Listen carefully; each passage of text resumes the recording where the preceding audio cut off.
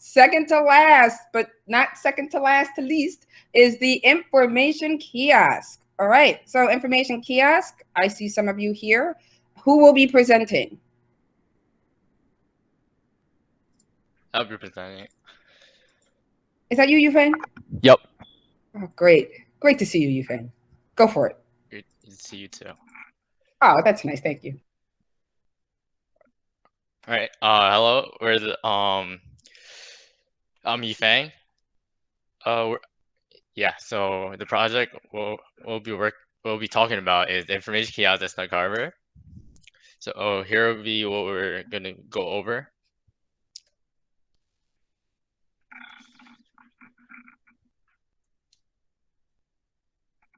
So basically, what is Snug Harbor?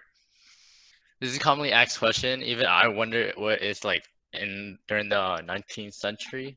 So before it was just like a retirement home for like retired sailors, and then it just like evolved to a cultural center and a botanical garden. And then here are like some old photos. Here we got some pictures of the site, which is really beautiful. And here's like the general. Here's like a zoomed in map of Snug Harbor. Here will be the kiosk, and it's the compass to show like the direction. This picture here is to show like the name of the street. And yeah, so objective. Our objective for this project is not that we only provide like a comfortable place for visitors, but we also want to make visitors and employees feel comfortable and like the visitors can like ask questions for like direction to get around the and see what's going on. So here are some problems.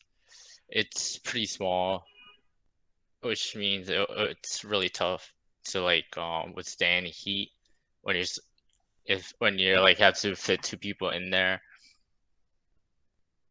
And like take today as an example, it's really hot.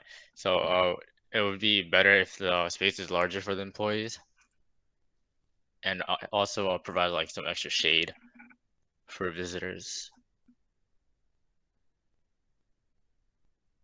So some key elements we're trying to incorporate is aesthetically pleasing, low maintenance, serviceable, distinguishable, and sustainable.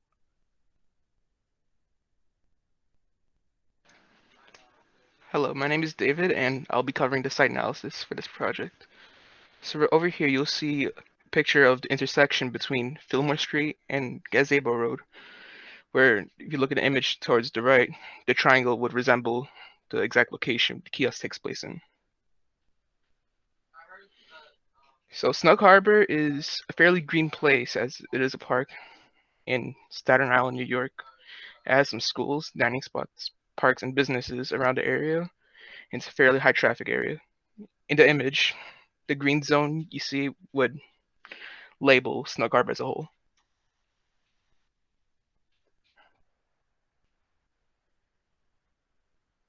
In this image, you'll see what the current kiosk of Snug Harbor is. Well, later on in the project, we'll be talking about our new concept for the kiosk. In this slide, I'll be telling you about some areas and some images that pertain around the kiosk. So, in the left, you see markings 1 through 4, where each of these will be images in these exact locations map. So, the first one you see a corner view of Snug Harbor and the intersection. In the second one, you'll see Snug Harbor with the cultural center building in the background. The third image, you'll see the Cogrillo greenhouse, which is next to the greenhouse, next to the kiosk. And then the last one is the Sailor Snug Harbor administration building. In our traffic diagram, you'll see that there are many areas for pedestrians to walk, while we also have a few roads the vehicles could pass through, although pedestrians could also walk on these roads as well.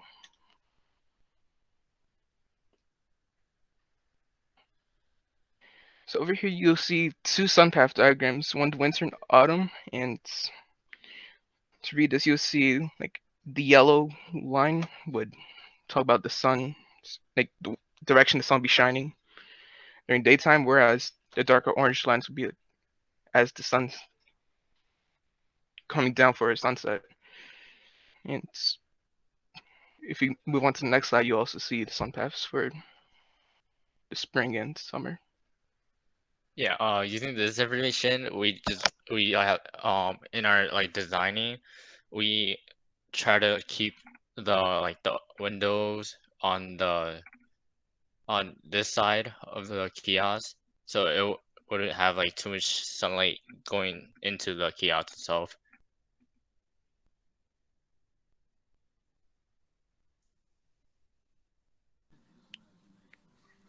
Good afternoon, everyone. My name is Asher, and I'm going to be talking about our inspirations for the information kiosk.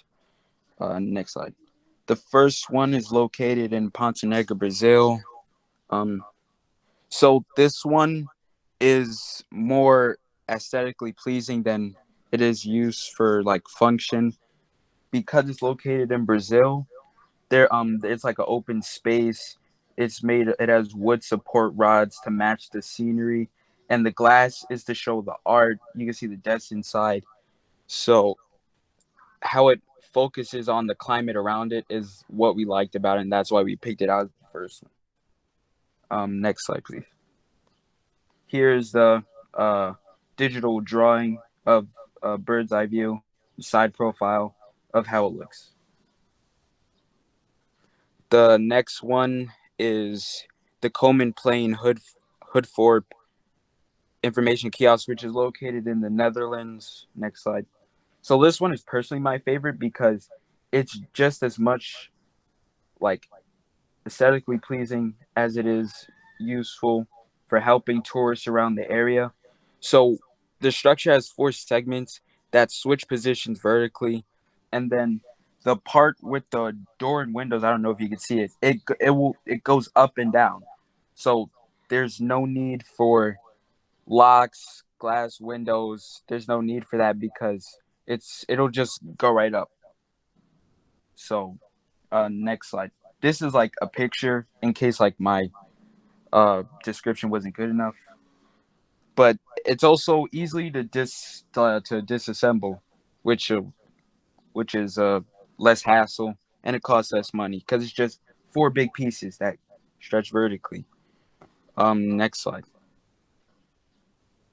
This one is the seafront at Saint Nazaire in France. This one is more attraction, and this relates more to the kiosk that we're doing now. It if I don't know if you see it, it has like a silhouette pattern to show the lighting at night by the sea, so it'll attract more visitors, and it represents like the seashells. That's the shape that they're making. And next slide. It's a little bit bigger than the one that we're planning to build because of the requirements financially, but it has like a bathroom and a storage unit. But we like the the design on the front and the sides.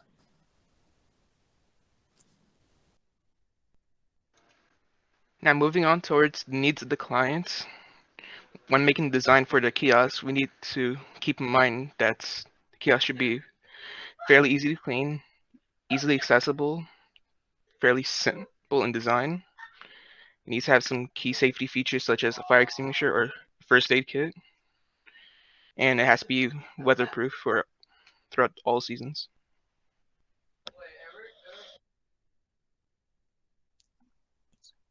So recently we got a new member who excelled in or did a really great job in designing, which is Raymundo. Hello, that is me. My name is Raymundo, and I have done some sketches for the kiosk design. Here, we have a bubble diagram for activities that can take place inside the kiosk. Then we have the area color coded. All of these sketches and pictures are basically like just brainstorming, so not all of them would be really like accurate and show like the same like building idea. And here we found a kiosk that's in China, which is to show like the general gist and like the price of like a normal kiosk.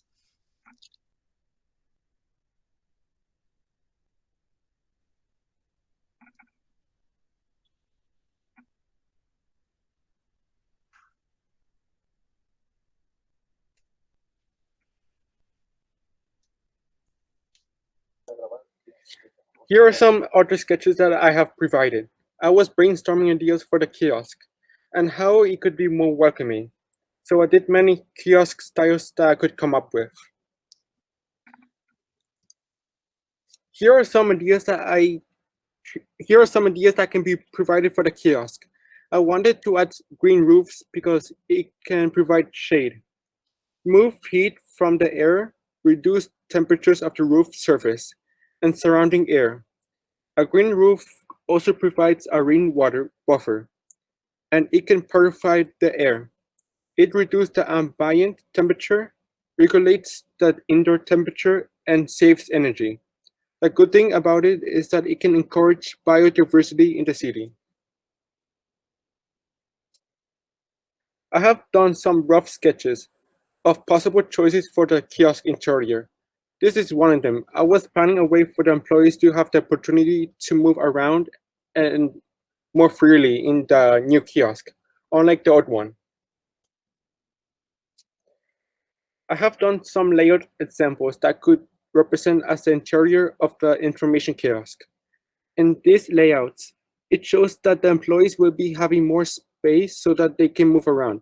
Unlike the old information kiosk, it was small and the employees didn't have enough room to move in. With the help of Lawrence, he showed me a way to form my layout sketches through shapes in Google Slides. It can be very helpful and you can make edits and placements pretty quickly. The difference between layout A and layout B would be the placements of the printer and the fridge. These images shows that the counters are now different compared to the previous slide. In this layout, the tables are now in a different shape. One has a curve, meanwhile the other one doesn't. It has a printer at the entrance so that the employees can print out the papers and give it to the visitors when needed. It will be faster and easier for the employees as well since the printer is closer to them. This is a sketch that I have made for the kiosk. I wanted to give it a design so that I can fit in with the Snug Harbor, since it has a lot of plants and trees in it. So that's why I decided to put some plants at the sides of the kiosk. It is to make the kiosk to have more nature on it, and it can be something related to Snug Harbor. This is the same model from the last slide, but it is made in Google Slides. Thanks to Lauren's help, the model looks cleaner and it can give people an idea how it will look like in color. I made a cardboard model based on the kiosk that I have made. This is an idea of how the kiosk would look like if it was built.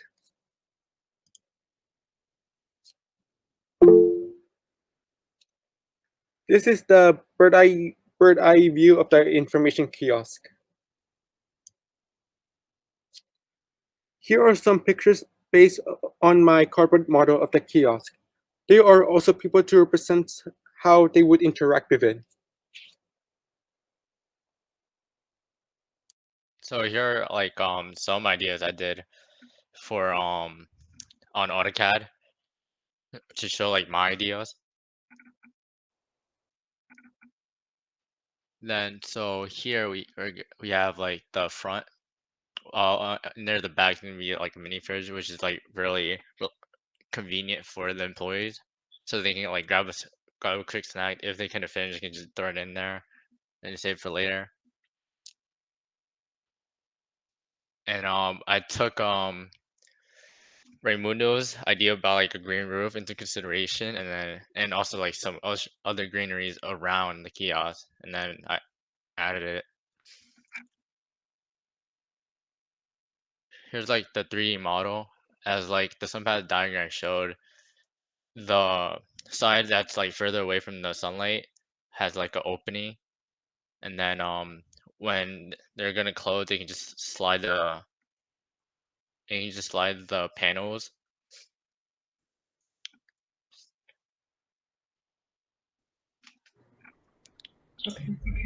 Thank you for taking the time out to listen to our ideas. Any comments or questions, you're welcome to ask. Again, we appreciate it. Yep, great job. I know Snug Harbor is here in force. So Snug Harbor, comments, thoughts, questions. You get the first word. I would love, can you go back to that last slide so I could see the one with the sliding panels? Because that was super cool. I would love to see that, because I can see where that inspiration came from, the one from the Netherlands in ways, but it's very functional. Doesn't seem gratuitous like the other one. And I also just want to commend you actually having made that model. And I'm just wondering if you used a Lego figure that might have been inspired by your Principal Cornell's excellent beard. It was a wonderful decision. All of these, I can see where the evolution is from the last meeting. There was I feel like you really took into account a lot of the comments and the requests that we gave last time. One of the things that I feel like I'm still missing is a way to activate the exterior of the structure as a marketing device that can be dynamic. You know, I keep thinking about something as simple as just using chalkboard paint, or some way to have there be dynamic programming alerts that can be put up there that can change by the hour or the day or the week. So that's one component that I still just am itching for. And once I say that, I'd love to hear if one of the students might think of how they could integrate that into their design. If I know I'm putting you on the spot, but I'm just curious. Hi, William. Oh, I was just gonna say, that chalkboard idea, they could do something like, take out one of the windows, and they can put a chalkboard on a hinge, and have it so that way, people can write from the inside, and then flip it out, so that way it's outside. And then I also want to, I love the kiosk from China because it would be prefab, but I'm still, there's so many elements in here that I'd still love to kind of mash up. The green roof is so important, and it's yeah, please take us back to that layered image of the green roof. I love having the planters outside because it's of course what we are. But then also having a green roof, one of the issues that we definitely have is issues with like very heavy rain. So that's just a wonderful way to also have that space be regulated on the inside more with temperature, and then also just not having the wasted space by having it greened. And I think also I'm really grateful for you having listened to my questions about what the interior configuration would look like. Puyan, do you have any, Puyan runs our visitor services. Puyan, do you have any questions or comments or observations? No, I just want to also piggyback on that and say, I think these were a lot of really wonderful ideas, and I personally really appreciate the amount of thought that was put in regards to making sure that it's not just something that's accessible and useful for visitors, but then there was also a lot of thought put into there for the staff's comfort, you know, and then the staff's efficiency with what is around there and how they, you know, because they're the ones who have to be in that booth for hours on end. And so then I did see there was a lot of thought put in to make sure that they were comfortable and they had a space to move around and it was functional in that regards. And the green roof is definitely excellent because you know, you also mentioned like increasing the diversity of biodiversity of what was there, because it's something that, you know, we can think about. Somebody else in one of the other projects talked about like native plants for the species, the native plants for the space.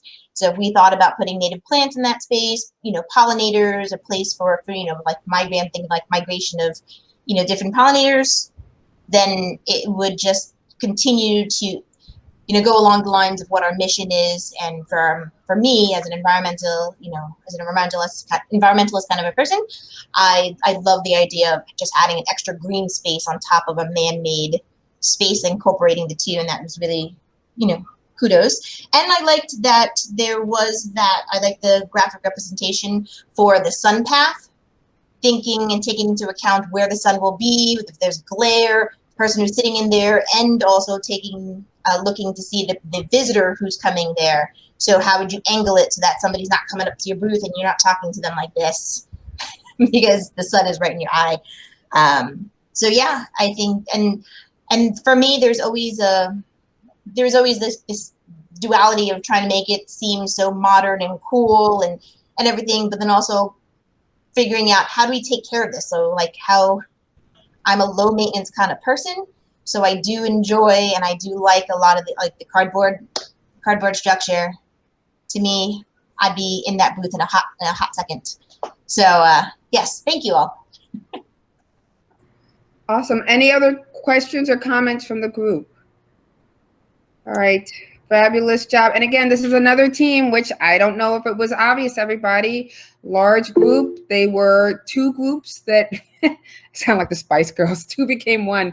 But they were two groups that then merged into one group. And I think, again, they did it extremely seamlessly. So fabulous job.